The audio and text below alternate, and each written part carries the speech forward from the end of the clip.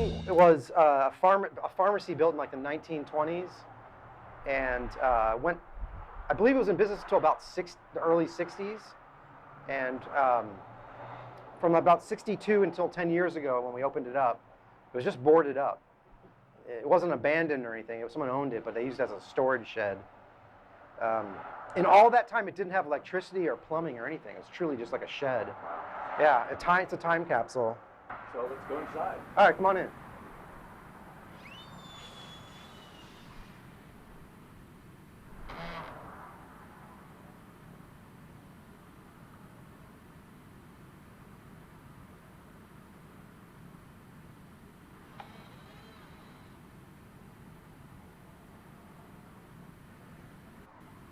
Tell us about this room. This was what I call the Fry Pharmacy side. It has this like great, the tile continues through here, and I believe this was like the soda fountain right here where the tile changes. I picture like there was like a little soda fountain here. Maybe the pharmacist sat back there. It has this gorgeous old pressed tin ceiling, and the walls are all plaster, and they're 3 feet thick. It just has a sound to it. We do a lot of hand claps, and background vocals, and singing. A lot of lead vocals are sung in here. Yep. Go on in.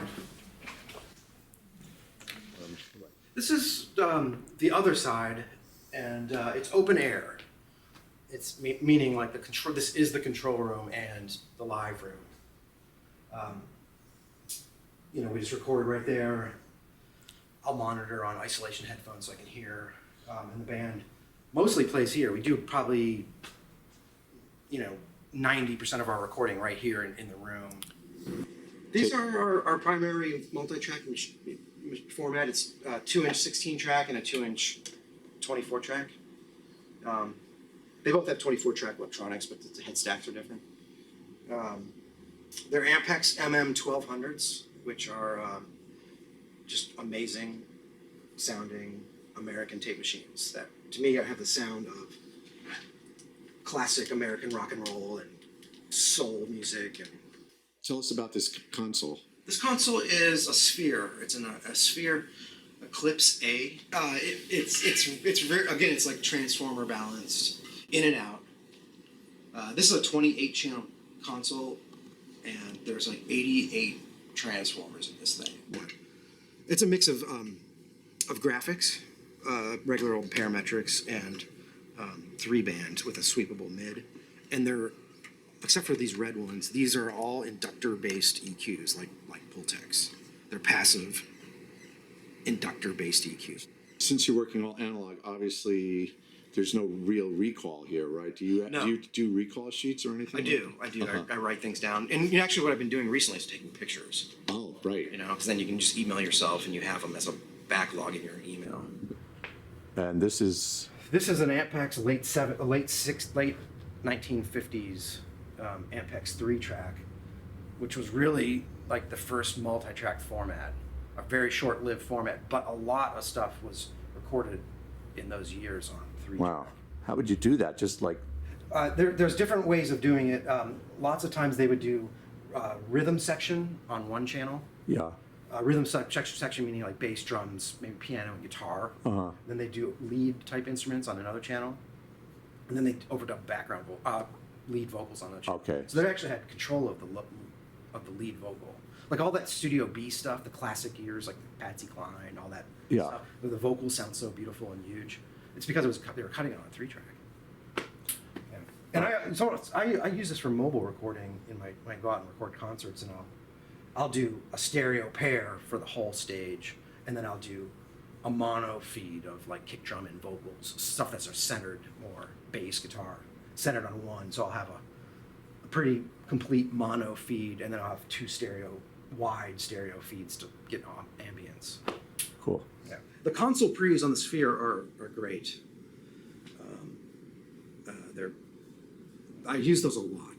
Mm-hmm. If I don't use those for whatever reason, I like a lot of ribbon mics. I'll use like these Ampex pre's that are kind of balanced nice for ribbon mics. I'll tend to put like dynamics and condensers through the console pre's, and then I'll use the ribbons to these old tube preamps. And these are actually from tape machines, but there's a microphone section on them. This is an old Bearland. That's a These pre were also? great. Yeah, yeah. What's that one on the top? That's a Yuri high-low pass filter. It just makes the mixes, in my opinion, jump out of the speakers more. If they don't have all those like sub frequencies or high frequencies like eating it all up, you know. Right. It's like it's just really meat and potatoes stuff. It's nothing really esoteric and fancy. Yeah. It's like 1176s, LA4s, the optical solid state optical compressors. Mm-hmm. These were modded by Eddie Soletti, the guy. Yeah. I'm not sure if I'm even pronouncing that right. I think it's Chiletti. Yeah. Chiletti, Eddie Chiletti. They're modded by him, and they're really great sounding. I liked them before. When I got them back, they're even better. And he put in a high pass filter on the detector circuit, so all low frequencies pass through uncompressed. And believe it or not, I use these on the mix. Oh, wow. And it makes the mixes huge. The bottom end is like not compressed at all, and it's just the mids and the tops. Uh-huh. And then stuff like like this Anthony DeMiro Labs. It's just a great like kind of LA2A-esque thing. Use that on vocals a lot? I use that on vocals a lot. I use it on bass guitar a lot, and I use it sometimes on the appropriate electric guitar. This is a Stromberg Carlson solid state compressor from I guess the '60s. I say. It's a magic box on the bass. Like you plug the bass into electric bass in a rock situation, and it's just the bass just goes up to zero and just stays there. These are old Audiotronic pre's from a console, and they're inductor-based 3-band EQs, high and low pass filters, Jensen transformers in and out. I got a couple Space Echoes because I like to have one on the guitars and like the snare drum, and then I like to have one on the vocals. Reverb tanks. I had this old Fender reverb tank that I run through a bump box and to get at the proper level. It's a spring reverb? Spring reverb Fender, you know. I have a killer master room reverb, if you know what that is. It points over here. It's like, you see that box back there? Master room. That's like normal to the echo return on my so it's just awesome. So that's your main reverb? Yeah. Well, that and the 8 plate. Yeah. Cool. I use these magnetorders. Like these are like UTC transformer in and out. Really, really high quality 1950s, late 40s, high quality transformers, you know, like Pultecs and things all had UTCs and stuff in them. So it's like really beautiful, thick, nice sound. I was using it on the Hammond today. So like the Hammond organ that you heard, that's what. So this is also a preamp? Yeah, they're mic preamps. Yeah. And these are actually our mixers, 3-to-1. Oh. And 3-to-1 and a 4-to-1. Cool. So what's this mic over here? That's an RCA BK5. It's a ribbon, a Bantam ribbon that's made to take high levels. Like you can cram it right up on a guitar amp or a snare drum even. You like it on guitar because it rolls a little of the high end off and makes it warmer?